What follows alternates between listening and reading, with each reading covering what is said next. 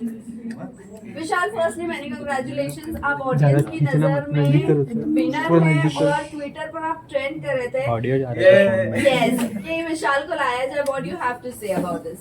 अब क्या लाया जाए, 2 ही दिन बचे हैं तो लाने का तो फायदा नहीं है। खैर बट मैं बहुत ज़्यादा ग्रेटफुल हूँ कि बाहर आके मुझे दिखा है कि पब्लिक ने इतना प्यार दिया है मुझे। और अगर आउट होके भी ऐसा अगर पब्लिक बोल रही है कि आप विनर हो तो भाई फिर तो आप जीत गए हो। अगर दिल पब्लिक का दिल जीत लिया तो फिर आप शायद जीत गए हो। एक है हल्का सा मलाल है दिल के अंदर, थोड़ा सा जख्म है कि शिट क्यों यार, नहीं जाना था मुझे, 4 दिन बचे थे, जीतना था, बट कोई बात। बट आपको लगता है, आपको अदनान ने आकर इन्फॉर्म भी किया था कि कटारिया की दोस्ती तेरे लिए सही नहीं है, फिर भी आप वही कंटिन्यू किए, कहीं ना कहीं आपको ऐसा लगता है कि वो दोस्ती आप पे भारी पड़ गई? देखो मेरे को ऐसा लगता है ना कि अगर मैं ये जरूर मानूंगा कि उसको उधर मेरा साथ देना चाहिए था। अब जब मैं बाहर हूँ तो मैं इसके बारे में बात कर रहा हूँ, जरूर मानता हूँ। मैंने उसको भी बोला था कि मैं बाहर निकल के तेरे से बात करूंगा, बट जहां तक मैं बोल रहा हूँ ये चीज कि मैं अपनी दोस्ती एक इंस्टेंस पे जज नहीं करता। मैं अगर मेरा दोस्त एक बार गलत किया है तो मैं उसकी 10 अच्छी चीजें भी देखता हूँ, तो आई गेस वो एक को हटा के मैं 10 अच्छी चीजों को अपने साथ रखना चाहता हूँ। विशाल, उसके अलावा अगर मैं बात करूं, जैसे अरमान ने आपके ऊपर थप्पड़ उठाया है, उसके बाद भी वो घर के अंदर है, क्या वो सही है? आपको लगता है कि वो फाइनल में दिखने चाहिए? अगर मेरे हिसाब से शो चलता तो कब वो तो बहुत जल्दी निकल जाता और मार खा के निकलते, लेकिन मेरे हिसाब से शो इवेंचुअली चलता नहीं। तो आपने एक्शन नहीं लिया वहां पर कि बिग बॉस इसके ऊपर एक्शन लिया जाए, जैसे हमने हर सीजन में देखा है। देखो क्या होता है ना कि जब आपके ऊपर जब पूरा घर आपके अगेंस्ट हो जाता है और आपका जब माइंड इतना प्रेशराइज हो जाता है और आपके साथ इतना बड़ा कांड हो जाता है और उस चीज को एक स्पेशल केस दे दिया जाता है ना, तो कहीं ना कहीं आप अपने आप पे सेल्फ डाउट करने लगते हो कि क्या कहीं मैं ही तो गलत नहीं था। और मैं उस टाइम पे इतना ब्लॉक हो चुका था माइंड से, मतलब मैं टूट चुका था। मैं बेसिकली मैं दिल से बोल रहा हूँ ये सारी चीजें कि मेरे को कुछ मेरा कॉन्फिडेंस जो मेरा था स्टार्ट से, मेरा फोकस सब गायब हो चुका था। तो मैं था वहां पे बट मैं नहीं था, तो I was just zoned out. उसके बाद भी आपके घर वालों को बहुत सारी चीजें गलत भी बोली रही है, अरमान ने गलत बोला है, उसको लेकर क्या कहना चाहते हैं? खैर वो बात तो मैं इधर आके देखा, मैंने बाहर आके देखा। अगर मैं उस वक्त वहां पे रहता हूँ जिसने मेरे बाप के बारे में वो चीज बोली, तो मैं उसको ये चीज बिल्कुल प्रॉमिस करता हूँ कि वो बहुत ज्यादा, जितना उसने मेरे को मारा उससे ज्यादा जोर से खा के और मैं घर में उसको मार खाता और मैं फिर घर से निकल जाता और मेरे को फिर कोई मलाल नहीं रहता। बट खैर उससे तो उसकी नीयत दिख जाती है, उसकी वो कैसा इंसान है वो समझ में आ जाता है कि अगर किसी के माँ बाप पे आप जाके कमेंट कर रहे हो तो आप कितने नीच किस्म के इंसान हो वो दिख जाता है। बट विशाल, थप्पड़ वाले इंसिडेंट के बाद मैं आपको हैट्स ऑफ करना चाहूंगी, जिस तरीके से आपने उस पूरी चीज को मैनेज किया है, बहुत ही अच्छी तरीके से मैनेज किया। जैसे कि आपने कहा कि मैं बहुत मतलब मेरा कॉन्फिडेंस गिर गया था, पेरेंट्स के आने के बाद में कितना रिलीफ मिला एंड कितना कॉन्फिडेंस गेन कर पाया? बहुत, मतलब 2-3 दिन तो ऐसा था कि मतलब मैं सोच रहा था कि शिट यार ये क्या हो गया मेरे साथ बाहर क्या हो रहा होगा, मेरे जनता, मेरे दोस्त, मेरी फैमिली क्या सोच रही होगी मेरे बारे में। अंदर से मुझे मालूम था ये चीज, अंदर से मुझे एक आवाज आ रही थी, मेरा इंट्यूशन था कि मेरे इंटेंशन गलत नहीं थे और मेरे वर्ड्स भी गलत नहीं थे, बट क्योंकि इतने लोगों ने, मेन इसमें मैं बोलना चाहूंगा पायल को, बुद्धिहीन चालें उन्होंने करके गई है। जब आपको कुछ मालूम नहीं है, आप एक बार पढ़ाई करके आओ, आप नेशनल टेलीविजन पे कुछ बोल रहे हो तो आप उसके बारे में स्टडी करके आओ, आप देखो कि मैं क्या सही बोल रही हूँ। और क्योंकि मैंने वर्ड निकाला भी था कि मैंने सुंदर बोला था, तो उन्होंने उसको बोली नहीं तुमने ये नहीं बोला था। खैर तो 2-3 दिन में लॉस्ट रहा, लेकिन फिर मुझे एक चीज समझी कि नहीं, मुझे स्ट्रांग होना है मेरे घर वालों के लिए, मुझे गेम पे फोकस करना है। उसके बाद जब मेरे मम्मी पापा आए तो जी बिल्कुल मेरा बहुत ज्यादा कॉन्फिडेंस ऊपर हुआ और मैं सोच लिया अगर मेरे ऑडियंस और मेरे माँ बाप सही समझे तो मुझे घंटा फिर किसी से फर्क नहीं पड़ता। लेकिन इस पूरे इंसिडेंट में लोकेश ने आपको बैक स्टेप किया है, उसके बावजूद आपकी और लोकेश की दोस्ती जो है वो कायम रही एंड एक टास्क के दौरान आप दोनों ने ही एक दूसरे की पोल खोली। कहीं ना कहीं मन में एक ग्रज आपके था लोकेश को लेकर जो आप दोस्ती के लिए दबा कर बैठे थे? नहीं, मुझे कभी ग्रज नहीं था जी। ये चीज मुझे बुरी जरूर लगी थी कि मैं चाहता था मेरा स्टैंड ले वो जगह, और एक चीज जो मैंने बोली थी कि अच्छे इन अ गुड वे मैंने बोला, वो चीज मैं चाहता था वो क्लियर करे। बट खैर मैं ये भी उसको देता हूँ कि बहुत प्रेशर था वो टाइम पे और जैसे बोला अभी भी उसने कल मीडिया इंटरव्यू में बोला कि कुछ चीजें जैसे 4 घंटे पहले की भी बातें याद नहीं रहती, बिग बॉस के घर में हजारों बातें होती है। तो मेरा ये बोलना था अगर तेरे को नहीं अच्छे से, तू बोलते था कि मुझे अच्छे से स्टेटमेंट नहीं याद है जो भी है, बट जहां तक रही बात टास्क की, तो टास्क में मैं ये बोलना चाहूंगा कि यार वो एक टास्क था, हमको करना था, उसके बाद भी हम खुश नहीं थे उस चीज से जो हमें करना पड़ा था। और हमारे पास एक बहुत अलग किस्म की एक अजीब सा टास्क आ गया था हमारे पास, हमको करना पड़ा क्योंकि बिग बॉस ने क्लियर शब्द में लिखा था कि मजाक नहीं है, आपको ये टास्क करना है।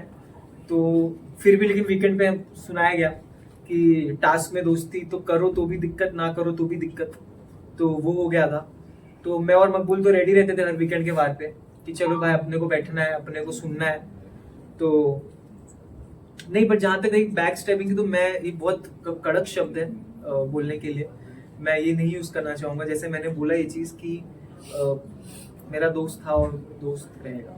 विशाल, कल के प्रेस कॉन्फ्रेंस को लेकर आपका क्या कहना है, क्योंकि आपके मुद्दे को सबसे ज्यादा उठाया गया है और अरमान को बैश किया गया है थ्रू मीडिया। तो मैं इस पे एक स्टोरी बता था, मैं चीज यहाँ पे रिपीट करना चाहता हूँ, जो जगह आप नहीं हो वो जगह पे भी अगर आपके नाम की गूंज मच रही है तो आपने जिंदगी में कुछ सही करके आए हो शो में। क्या विशाल, आपसे जानना चाहूंगी, रणवीर शौर्या ने भी काफी आपसे फाइट हुई है आप दोनों के बारे में, निकलने के बाद भी काफी ज्यादा उसको ग्रुप खुश नजर आई। तो आप बताना चाहे रणवीर शौर्या की गेम जिस तरीके से वो सामने वाले को चुप करा देते, इवन जो अनदर कंटेस्टेंट्स है वो कहीं ना कहीं उनके एज, उनके पर्सनालिटी को देख के एक रिस्पेक्ट करते हुए चुप हो जाते हैं, आपको क्या कहना है उसके बारे में? रणवीर सर का मेरे को ये लगता है ना कि रणवीर सर बहुत चालाक है, वो सुमड़ी में इधर उधर की बातें करके निकल जाते हैं। हालांकि मैं उनकी बहुत इज्जत करता हूँ जिस हिसाब से वो गेम खेल रहे हैं, जिस हिसाब से उन्होंने टास्क परफॉर्म किया है, जितना ईयर का उनका एक्सपीरियंस है, उनका हार्डवर्क है, वो मैं रिस्पेक्ट करता हूँ। लेकिन आप अगर हम अब छोटों से एक्सपेक्ट करते हो इज्जत, तो क्या आपका ये फर्ज नहीं बनता कि छोटे भी आपके साथ एक नेशनल टेलीविजन पे मेहनत करके आप उनको भी इज्जत दो?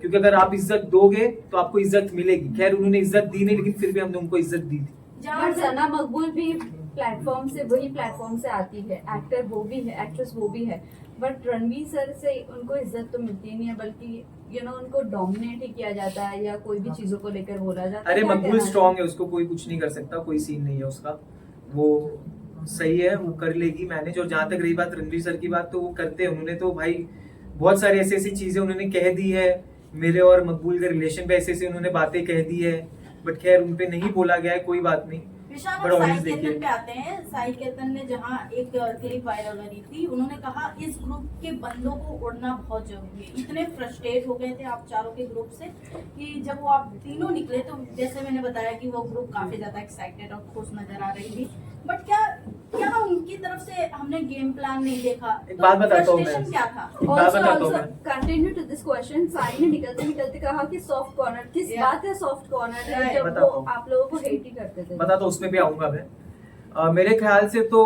आप अगर ये सारी चीजें देखो तो एक चीज से ये समझ सकते हो कि भाई उनकी फट गई थी लिटरली। हम चारों से सब घर वालों की फटती थी कि भाई अगर ये नहीं जा रहे यहाँ से, इनको तिगड़म करके निकालना पड़ेगा, क्योंकि अगर इनको तिगड़म करके नहीं निकाले तो ये आखिरी तक नहीं हिलने वाले। और मैं ये दावे के साथ कहता हूँ, जो हिसाब से मुझे ऑडियंस का, जनता का प्यार दिखा है, हम चार तो नहीं हिलने वाले थे। बट बहुत सारी चीजें करी गई, ठीक है। और जहां तक रही बात कि इन चारों को उड़ाना पड़ेगा, सबसे पहली बात भाई तेरे बस की बात है नहीं, तेरे बस की तो बात नहीं, तेरा पॉइंट रखने की, तो चारों को उड़ाने की क्या बात कर रहा है? तो पहली चीज ये। और दूसरी चीज जहां तक रही बात, साई ने अगर ये बात बोली है, जो कि मेरे को नहीं मालूम, बोली है। तो मैं साई को एक बात बोलना चाहता हूँ। साई, आपके लिए मैंने नया नाम निकाला, आप साई केतन या आप साइड केतन है, ठीक है।